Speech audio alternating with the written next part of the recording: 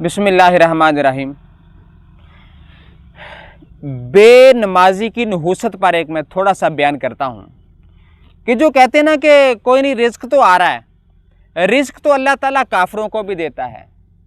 جو چرند ہے یہ نمازیں نہیں پڑھتے، رزق تو اللہ تعالیٰ ان کو بھی عطا فرماتا ہے۔ یہ پیغام مسلمان کے لیے۔ نبی پاک علیہ السلام کے دربار میں ایک بندہ حاضر ہوتا ہے، یا رسول اللہ صلی اللہ تعالی وسلم، گھر سے برکت ختم ہو گئی ہے۔ میرے سرکار نے فرمایا اپنے باہر والے دروازے پر، گھر والے دروازے پر پردہ لگا دو۔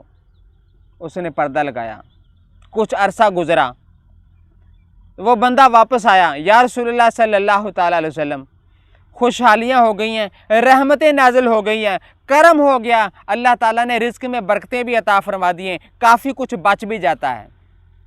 یا رسول اللہ اب وجہ بھی بتا دیجئے، وجہ کیا ہے؟ میرے سرکار نے بیان فرمایا وجہ یہ تھی کہ ایک دن تیرے گلی میں سے ایک بے نمازی گزرا اور اس نے تیرے گھر کے اندر جھانکا، اس کے جھانکنے کی وجہ سے تیرے گھر میں نحوست پیدا ہو گئی ہے۔